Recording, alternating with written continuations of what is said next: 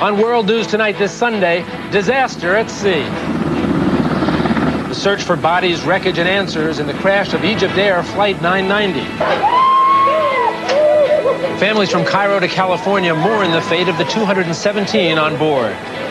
Dozens of American tourists headed for a cruise on the Nile were on board. And just what caused the plunge of the Boeing 767 into the Atlantic is now the center of a massive international investigation.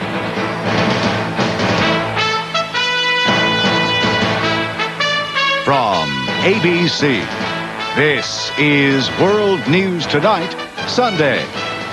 Good evening, I'm Jack Ford. EgyptAir Flight 990 crashed into the Atlantic Ocean early this morning. All 217 people on board are feared dead. The flight originated in Los Angeles, but the majority of passengers boarded at New York's Kennedy Airport en route to Cairo. A 49-square-mile area off the coast of Nantucket is the focus of a grim search tonight for survivors and clues. On board were 199 passengers, including 2 infants, plus 18 crew members. 129 are believed to have been either Americans or Canadians. Officials say 1 body has been recovered, along with seat cushions, life rafts, passports, and clothing. At 33,000 feet, the first sign of trouble, the aircraft plunging into the sea in a matter of seconds in what may have been a virtual free fall. ABC's Lisa Stark has the latest on the investigation. Lisa? Jack, there was no mayday, no emergency call from the plane, which, according to the early radar readings, nearly fell from the sky. FAA radar data shows the plane taking off. It was 1:19 in the morning, Eastern Standard Time. 32 minutes later, the jet suddenly dropped off the radar screen. But it wasn't until hours after that when it finally became evident that the worst had happened. Coast Guard search teams combing the waters southeast of Nantucket Island initially found 1 body and debris from a downed aircraft. The initial report was that we had found seats, seat cushions, the flotation devices in the aircraft, life rafts, and some other small parts which are not identifiable. There was no hint that anything was wrong when the 767 like this one took off from John F. Kennedy Airport in a light mist. Passengers would have barely settled in before the plane went into the water. The exact location is shown to be about 65 miles southeast of Nantucket, and that the Coast Guard has in fact reported that they have recovered some bodies. Air traffic controllers in New York were the last ones to talk to Flight 990 at about 1:47 in the morning. 3 minutes later, with the jet at 33,000 feet, something apparently went wrong, according to the chairman of the National Transportation Safety Board. The last radar contact in which the airplane provided altitude data was about 36 seconds later. At that time, the airplane had descended to 19,100 feet, a very rapid descent, approximately 23,200 feet per minute. One of the key questions for investigators, did the plane break up in the air or did it come down intact? If the airplane breaks up, every piece of metal that's freed from that airplane is going to return some kind of a signal to the radar. The EgyptAir 767-300 was 10 years old. It had flown 31,000 hours with 6,900 takeoffs and landings. There are more than 700 767s flying in the world, and they have carried more than 813 million passengers. The plane has a good safety record. Before today, there had been 2 fatal accidents. In 1991 in Thailand, after a thrust reverser on one of the engines deployed while the plane was climbing. And another 767 crashed into the waters off of Africa when it ran out of fuel during a hijacking. Now, the NTSB will take the lead in this investigation. Key will be recovery of the cockpit voice recorder and the flight data recorder. In the search area, they are awaiting the arrival of underwater sonar to assist in looking for those 2 devices. Jack? Lisa, thank you. ABC's Lisa Stark live from Washington. The dead and the debris from the crash are expected to be brought to a command center being set up tonight in Quonset, Rhode Island. Meanwhile, in Massachusetts, Nantucket Airport has served as a refueling stop for Coast Guard helicopters involved in the search and rescue mission. ABC's Morton Dean is there following the intensive hunt for survivors. The first Coast Guard helicopters to fly over the scene were greeted with an ominous sight. The sea was slick, glistening from fuel, and the water was dotted with debris. We see people in the water, we will effect a rescue. But there were no signs of life, no signs of hope. Well, we were at 5,000 feet, and we did see a large slick on the ocean with a lot of debris in it. Nothing resembling an airplane. Nothing resembling an airplane, nothing resembling any parts of an airplane, like a wing or a fuselage or anything. Late today, the search area grew to about 49 square miles.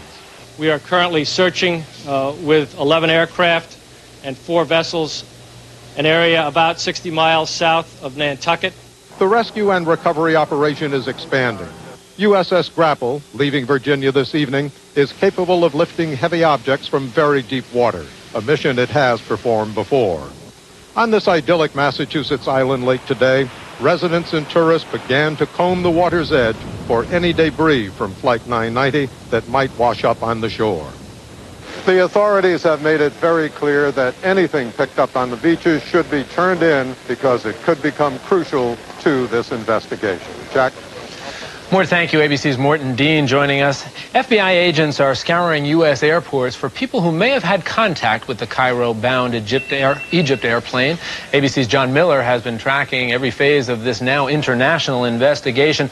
John, tell us what agencies are currently involved in the investigation and what are their various roles? Well, the NTSB is the lead investigating body right now on the certain knowledge that there was a plane crash. They are being shadowed by the FBI on the assumption that this could turn out to be a criminal investigation. So they have already set the process into motion on the assumption that if it turns out to be a criminal investigation, they won't have to start behind the 8 ball. They've already begun questioning people, anybody who touched the plane, and going over the passenger manifest to see who was on it, any possible targets, any possible terrorists. John, what about the investigation of baggage as it was loaded on board the aircraft? What have you learned about that? Well, because that is considered a high-risk airline as a threat for terrorism, Egypt Air, every baggage piece that goes on that plane goes through a CTX 5000. That is literally a bomb-sniffing machine that costs over $1 million at Kennedy Airport. That baggage did go through there. That may not include cargo, though. Stuff that comes in from known shippers generally isn't screened that way. John, has there been any indication yet, any hard facts that would suggest any terrorist involvement in this air crash? None whatsoever at this point. I mean, there are those kind of red herring facts. Why no contact? Why sudden catastrophic destruction? Those indicators that make them ask those questions. It's why they've started in on this case so early. John, thank you very much. ABC's John Miller joining us live here from New York. As for the families of the victims of Flight 990, tears and the shock of sudden loss, Americans from the Southwest, New England, and Northeast, and elsewhere across the country were on board the flight bound for Egypt. Here's ABC's James Walker. Once again, the Ramada Plaza Hotel here at JFK Airport was the scene of enormous grieving as relatives of the passengers began gathering to find out what had happened to their family members. Ghazi Khan, who was with the Islamic Center of Long Island, met with the relatives. They have no hope whatsoever. They're experiencing a very broad range of emotions. We're seeing people who have looks of absolute shock on their faces. Among the passengers were at least 60 Americans who were headed for a Nile River cruise. At the Los Angeles airport where the flight originated, still other relatives were consoled by Red Cross officials. This is the third time in 3 years that a commercial passenger plane has left JFK Airport and crashed. In 1996, TWA 800 exploded over Long Island, killing 230 people. In 1998, Swiss Air Flight 111 fell into the Atlantic Ocean off Nova Scotia, killing 229 passengers and crew. In the past, family members criticized airline officials for not providing adequate information or assistance. As a result, in 1996, Congress passed the Aviation Disaster Family Assistance Act. This time, authorities here at JFK say they were more prepared to help the grieving family members and immediately summoned psychologists, clergymen, including Muslim clerics. I think the Port Authority staff just realizes much more how important this is to the family members, and everybody pitches in. More family members are expected to arrive here at JFK tonight and tomorrow, and once they all get here, officials say they will take them to Providence, Rhode Island, so they can be closer to the investigation and the scene of this tragedy. Jack? Jimmy, thank you. ABC's James Walker live from JFK International Airport. And still to come on World News Tonight this Sunday, the heartbreak in Egypt as families there learn the fate of their loved ones. Our coverage of the crash of Flight 990 continues. This is World News Tonight, Sunday. Brought to you by Total Cereals. Attention ladies in aisle 4. Getting the nutrition you'd like out of that cereal? Yeah? Because you'd need 4 boxes to get the folic acid in 1 box of Total. Big appetite. Excuse me. 12 boxes to equal the zinc in Total. Need another coupon? And you. Even 25 boxes couldn't equal the vitamin E in Total. Express Lane? I don't think so. Only Total has 100% of 10 vitamins and minerals. No other leading cereal comes close. We'll take the Total. Total Raisin Bran, Total Cornflakes. What are you getting for breakfast? I'm too sexy. I'm too sexy. I'm too sexy for the drive-thru. And I'm too sexy for my car seat. Too sexy for the groceries. Too sexy for the dry cleaning. Introducing the newly updated Camry. So stylish it could go to your head. I'm too sexy for the slow lane. Too sexy for the neighbors. Too sexy for the car wash.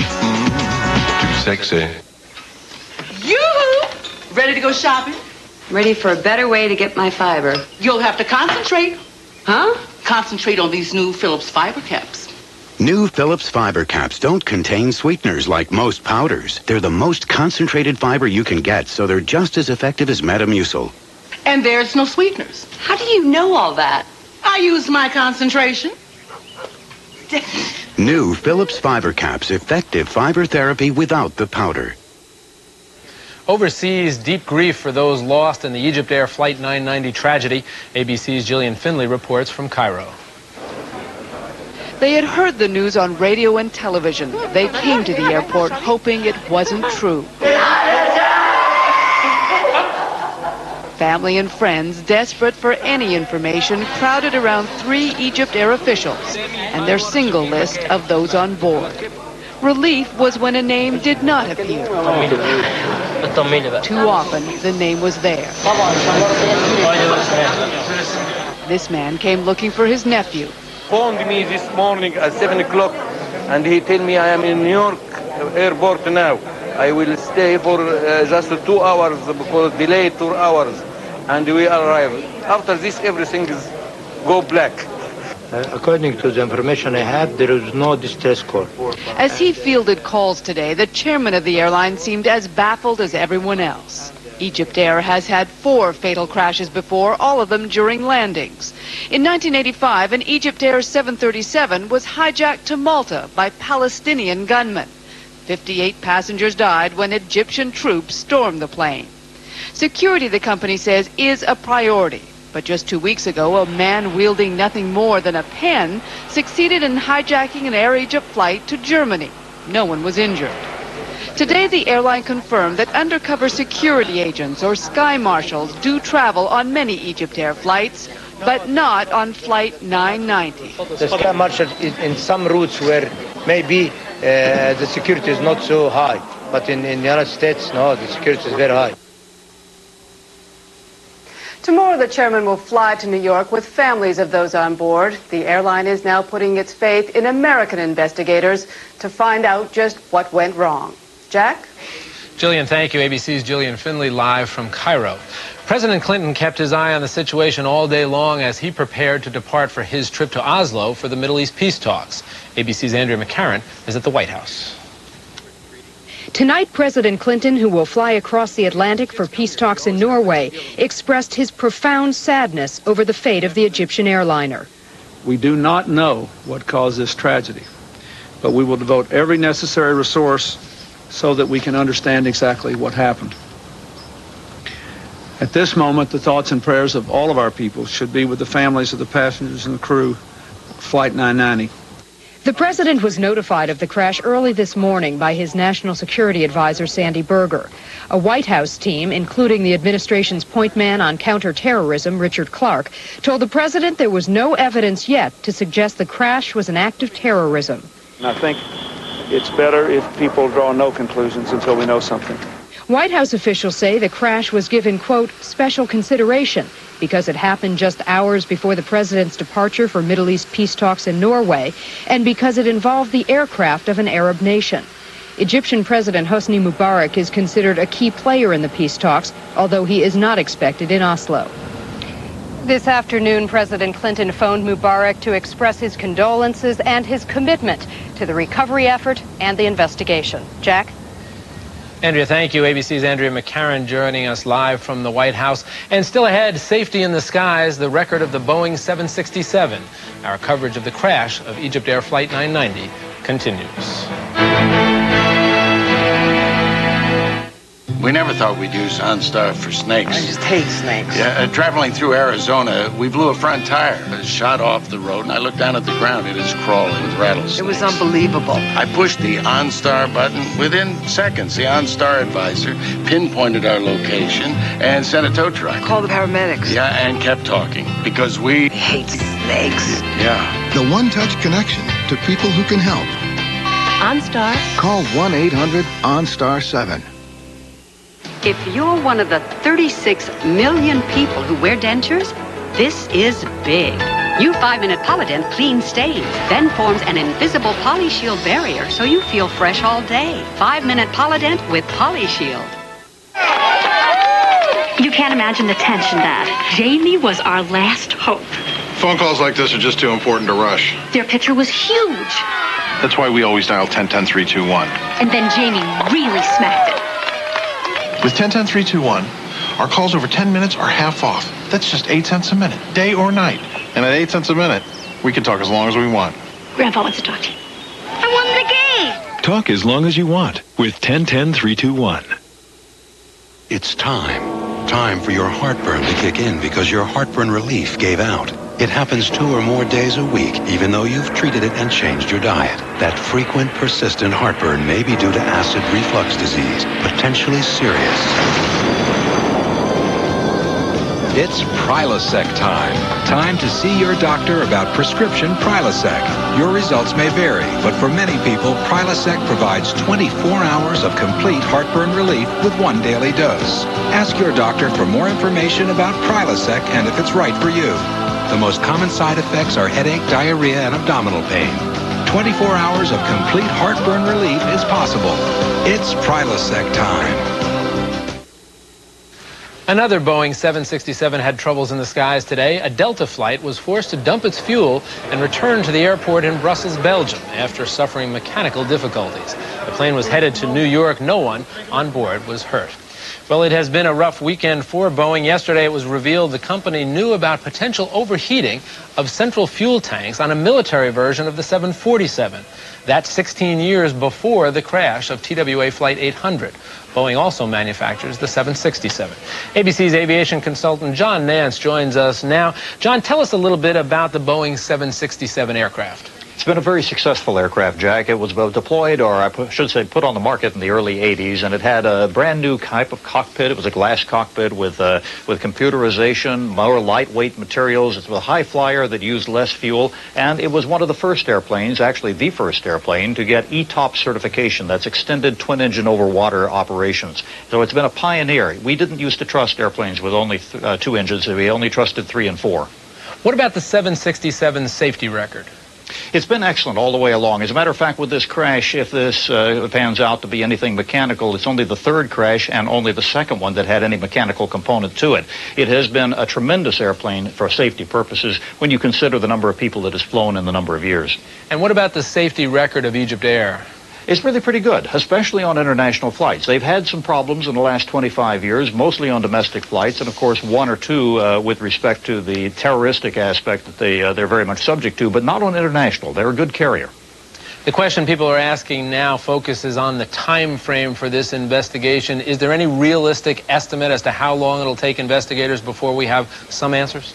This will be a tough one. They may get early answers in getting the black boxes, which are really orange, of course, the flight data recorder and the cockpit voice recorder, but it's going to be a long, painstaking process, especially if there happens to be a terrorist aspect to this, because they're going to have to get wreckage off the floor of that ocean at about 290 feet that has evidence. All right, John, thank you very much. ABC's aviation consultant John Nance joining us live from Chicago. The site of today's Egypt Air crash echoes the paths of 2 other ill-fated flights. In July of 1996, Paris-bound TWA Flight 800 exploded off the coast of Long Island. And a year ago, last September, a Swissair jet, Flight 111, en route to Geneva, crashed off Nova Scotia. There were no survivors in either crash. And still ahead, taking school threats seriously. 4 teens are charged with plotting to attack their school. And our coverage of the crash of Egypt Air Flight 990 continues when we return.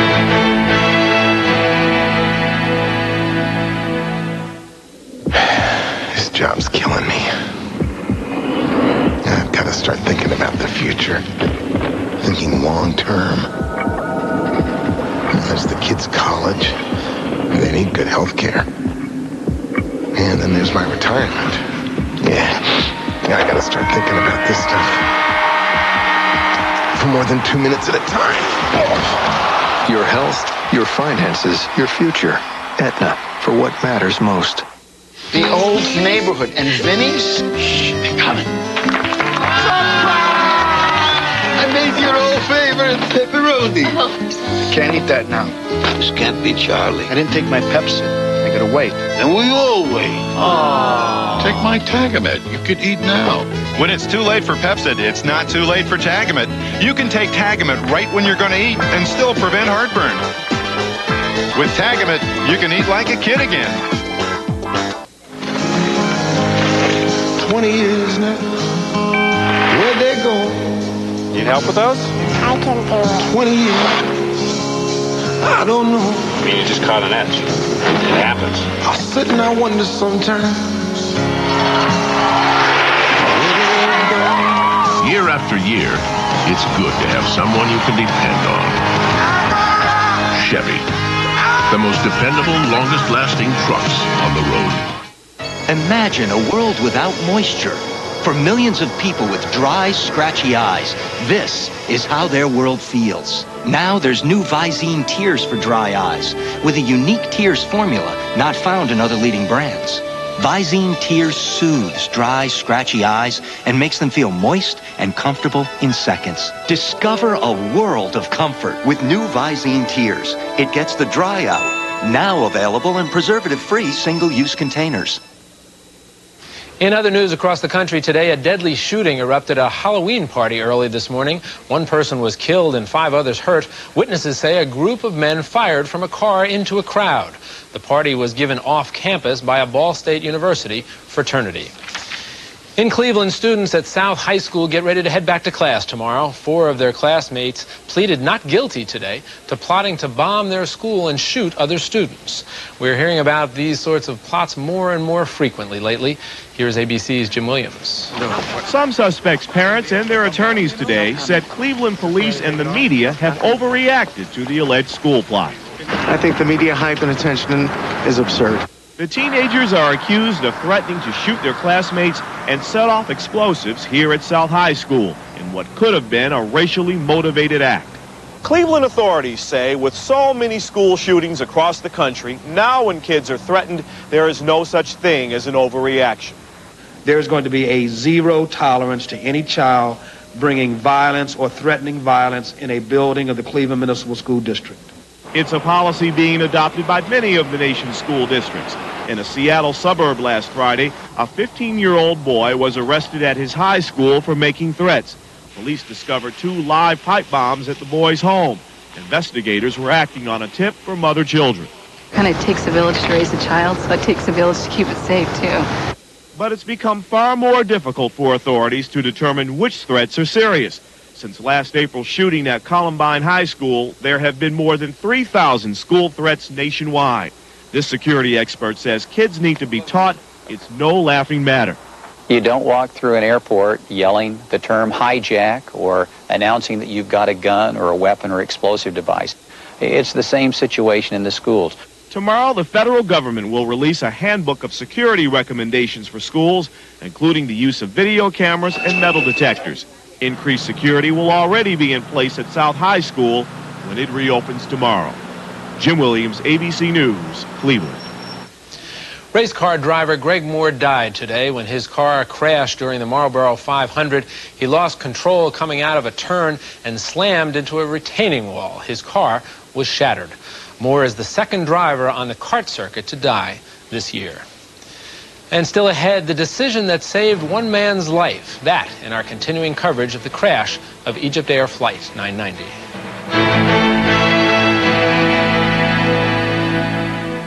Sis, I snooped in your medicine cabinet. So? You switched to X-Lax. Yeah, Correctol works with something artificial.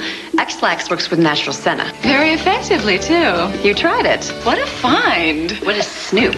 Good morning, guaranteed. That old mop's a flop. The vacuum's missing spots. That old broom's stirring up. The new Swiffer. It's so simple to assemble and cleans in new ways nothing has before. Swiffer now sliding, sweeping and gliding. Here comes Swiffer Sweeper.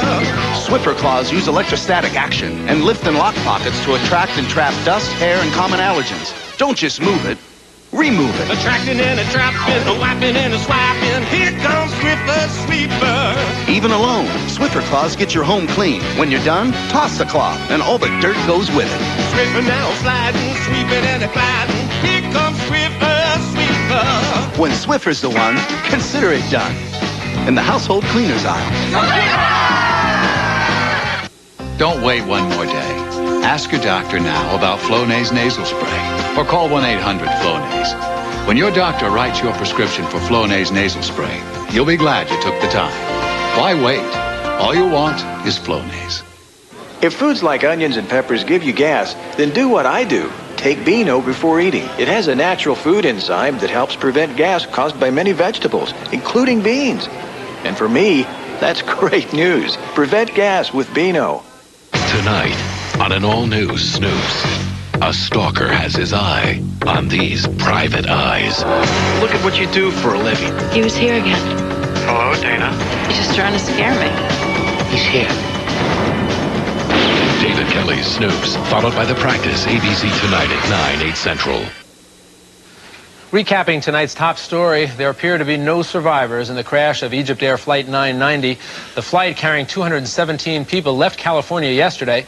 After stopping for passengers at Kennedy Airport in New York, the aircraft dropped suddenly from 33,000 feet high into the ocean off Nantucket Island. Federal aviation officials are investigating whether the disaster is a result of mechanical failure or a criminal act.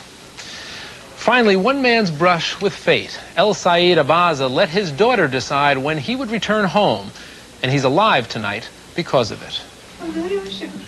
Abaza had just spent 5 weeks in Bay Ridge, Brooklyn, visiting his new grandson. But the leather craftsman was ready to head back home to Alexandria, Egypt, to get back to work. He had a ticket Saturday for Egypt Air Flight 990.